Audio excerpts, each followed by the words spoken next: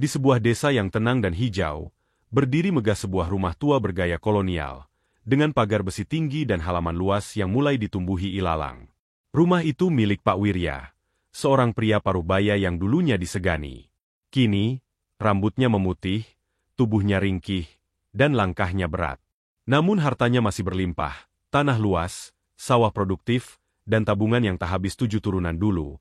Rumah itu ramai oleh suara anak-anaknya. Arman, si sulung yang ambisius, Lita, anak kedua yang manja tapi cerdas, dan Sari, si bungsu yang lembut hati.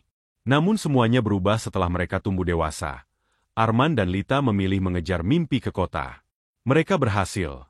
Arman jadi pengusaha konstruksi, Lita jadi influencer dan pemilik butik di ibu kota. Namun dalam kesuksesan itu, jarak mereka dengan sang ayah kian melebar. Telepon makin jarang berdering. Hari raya hanya diisi dengan kiriman hampers dan pesan singkat. Sudah lebih dari 5 tahun tak satu pun dari mereka pulang menjejak halaman rumah, lain halnya dengan Sari. 5 tahun lalu, ia nekat menikah dengan Danu, pemuda desa sederhana yang bekerja sebagai tukang kebun. Pak Wirya sangat menentangnya. Ia tak rela anak bungsunya hidup miskin. Ia sempat mengusir Sari dari rumah, melarangnya kembali hingga sang ayah sendiri yang memanggil. Dan sejak hari itu, rumah megah itu benar-benar sepi kini. Di usia senjanya, Pak Wirya hidup ditemani pembantu setia yang sudah renta juga. Di malam-malam yang panjang, ia merenung di kursi malas, ditemani radio tua dan suara jangkrik. Hatinya perih, tidak karena harta, tapi karena sunyi. Tak ada anak-anak yang menemaninya di usia senja. Tak ada suara cucu. Tak ada pelukan hangat atau canda keluarga. Dalam kesepian itu, terlintas rencana aneh di benaknya. Ia akan berpura-pura lumpuh. Ia ingin tahu, siapa dari ketiga anaknya yang akan benar-benar datang. Bukan karena uang, bukan karena warisan, tapi karena cinta. Ia memanggil notaris ke rumah secara diam-diam dan mengatur segalanya. Surat kabar, kabar ke tetangga, pesan singkat ke anak-anaknya dikirim. Ayah jatuh, tak bisa berjalan. Mohon pulang segera, ia menunggu. Hari berganti. Angin malam kian menusuk tulang, tak ada yang datang. Belum sudah 1 minggu sejak kabar bahwa Pak Wirya lumpuh dikirimkan ke ketiga anaknya. Namun seisi rumah masih sama sunyinya. Tak ada suara mobil memasuki halaman. Tak ada langkah kaki anak yang dinanti. Hanya suara jam tua di ruang tamu yang berdetak pelan, seakan ikut menghitung waktu dan harapan yang makin menipis.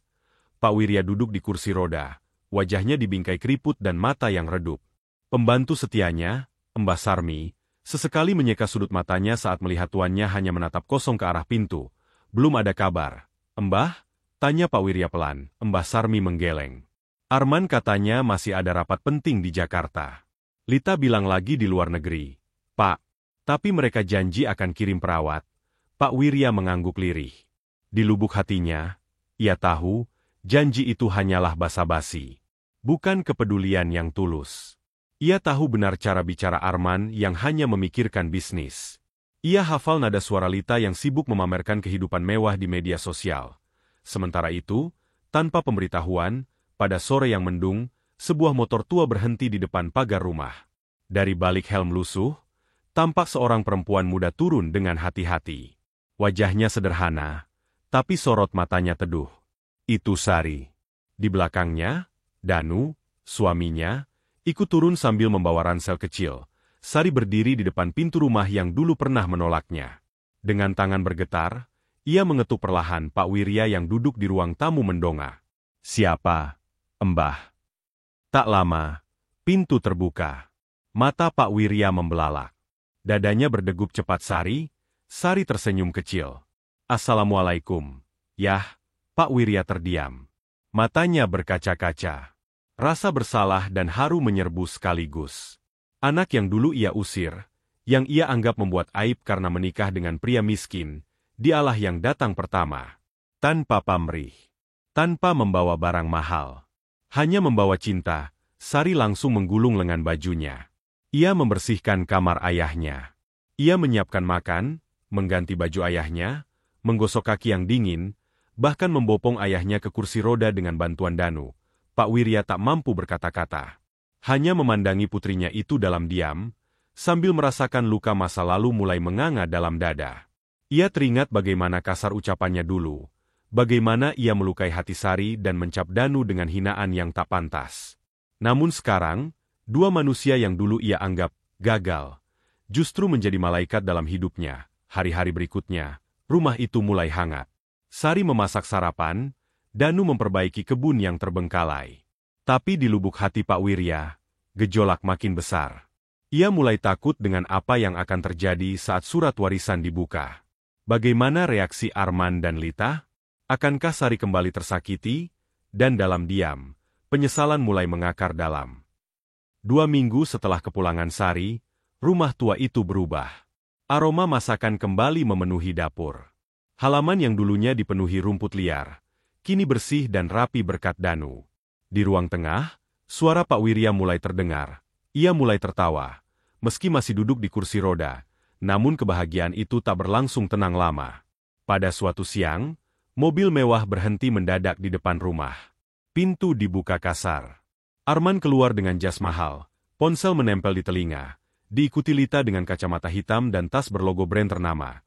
Mereka masuk tanpa permisi, wajah penuh tergesa dan marah. "Ayah," seru Arman lantang, menghampiri Pak Wirya. "Kenapa ayah tidak bilang langsung ke kami?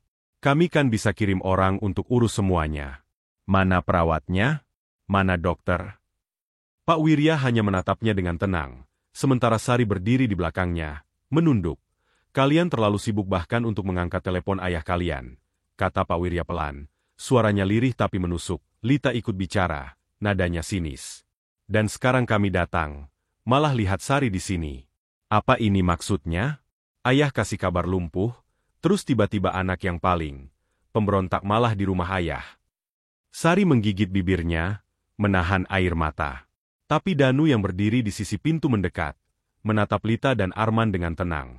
"Kami datang bukan karena warisan. Kami datang karena beliau ayah dari istri saya," ujarnya. "Enak saja bicara begitu." Arman memotong. "Kami ini dari dulu yang bantu ayah jaga bisnis, bantu nama keluarga. Sekarang ayah kasih semua ini ke mereka berdua." Hening sejenak, Pak Wirya menarik napas panjang, lalu membuka suara. "Ayah sudah siapkan surat warisan. Akan ayah umumkan malam ini. Tapi sebelum itu, biar ayah jujur. Ayah tidak benar-benar lumpuh, semua mata membelalak, ayah pura-pura. Ayah hanya ingin tahu, siapa di antara kalian yang pulang bukan karena harta." Dan ternyata, hanya Sari. Arman melangkah mundur, wajahnya merah padam. Lita membuka kacamata hitamnya, menatap sang ayah dengan tidak percaya. "Jadi ini semua cuma permainan? Ayah uji kami." Lita menjerit, "Bukan permainan. Ini satu-satunya cara ayah bisa tahu siapa yang masih punya hati." Sari menahan tangis. Tapi bukan karena bahagia, melainkan karena semua luka lama kembali terbuka. Di mata kakak-kakaknya, ia tetap dianggap bukan siapa-siapa. Meski telah membuktikan kasih tulus, ia tetap asing malamnya. Di ruang tengah, ketiganya berkumpul. Notaris keluarga duduk dengan map di tangan. Berdasarkan surat warisan yang telah ditandatangani dan disahkan, seluruh aset, tanah, rumah, dan tabungan atas nama Bapak Wirya akan diwariskan kepada anak yang telah membuktikan kepedulian dan kasih sayang tanpa syarat selama masa sakit beliau. Notaris menatap ke arah Sari. Maka, seluruh warisan jatuh ke tangan Nyonya. Sari. Arman membanting gelas di meja. Lita berdiri dengan kasar. Matanya berkaca-kaca. "Ini gila. Ayah akan menyesal," bentak Lita. Pak Wirya hanya menunduk. "Sudah terlambat untuk menyesal. Yang seharusnya kalian sesali adalah ketika kalian terlalu sibuk untuk sekadar pulang." Malam itu, setelah surat warisan dibacakan, rumah yang sempat terasa hangat kembali dingin. Arman dan Lita mengemasi barang mereka dengan penuh kemarahan. Tak ada pelukan, tak ada maaf. Hanya suara koper yang diseret dan pintu mobil yang dibanting keras. Sari hanya berdiri di teras, menatap kepergian dua kakaknya dalam diam. Danu menggenggam tangannya erat. "Tak perlu menangis," bisik Danu lembut. "Kau sudah melakukan yang benar." Pak Wirya menyaksikan semua itu dari kursi rodanya. Hatinya tercabik, bukan karena hartanya berpindah, tapi karena ia melihat betapa dalam kesalahan masa lalunya. Anak-anak yang ia banggakan dulu, ternyata rapuh dalam hal yang paling mendasar. Kasih sayang malam itu, ia memanggil Sari ke kamarnya. Cahaya lampu temaram menyinari wajahnya yang terlihat jauh lebih tua dari sebelumnya. Sari, katanya pelan, ayah dulu terlalu keras kepala, terlalu buta karena gengsi. Kau datang, bukan hanya menyelamatkan ayah, tapi menyelamatkan hati ayah. Sari duduk di samping ranjang. Matanya basah. Yah, saya nggak pernah benci ayah. Saya hanya rindu. Dari dulu saya cuma pengen ayah percaya. Meski saya hidup sederhana, Pak Wirya menggenggam tangan putrinya. Ayah minta maaf. Kalau bisa, ayah ingin mengulang waktu. Tapi sekarang, biar ayah jalani sisa waktu ini dengan benar. Beberapa hari kemudian, kesehatan Pak Wirya menurun drastis. Kali ini, bukan pura-pura. Ia benar-benar lemah. Sari merawatnya siang dan malam, sementara Danu membacakan doa-doa di samping ranjangnya. Hingga pada suatu subuh yang sunyi, Pak Wirya menghembuskan napas terakhir dalam damai, dengan tangan Sari menggenggam erat jemarinya yang dingin. 3 bulan berlalu, rumah megah itu tak lagi sunyi. Di dapur, Sari terlihat sibuk memasak sambil menggendong bayi kecilnya, buah cinta antara ia dan Danu. Anak-anak dari warga sekitar datang belajar di perpustakaan kecil yang ia buka di ruang tengah rumah peninggalan ayahnya. Danu menanam sayur-sayuran di kebun belakang. Rumah yang dulu kaku dan dipenuhi bayang-bayang kesepian, kini berubah menjadi rumah penuh kehidupan dan kebaikan. Arman dan Lita tak pernah lagi datang. Namun kabar mereka masih terdengar. Arman terlilit utang karena proyek gagal, dan Lita ditinggal suami karena skandal. Sari tak pernah mengungkit. Ia tetap mendoakan mereka dalam sujudnya. Seperti didikan ibunya dahulu di ruang tamu, potret keluarga Pak Wirya masih tergantung. Tapi kini, di bawahnya, terdapat bingkai kecil berisi tulisan tangan Pak Wirya, yang ditemukan Sari setelah pemakamannya. Harta bisa diwariskan, tapi hati yang tulus hanya datang dari cinta yang tak pernah dihitung. Maafkan ayah, dan terima kasih telah pulang. Tanpa diminta, tanpa syarat. Sari tersenyum setiap kali membacanya. Ia tahu, luka masa lalu tak akan pernah hilang sepenuhnya. Tapi dari luka itulah, cinta tumbuh lebih kuat, dan menjadi warisan paling berharga.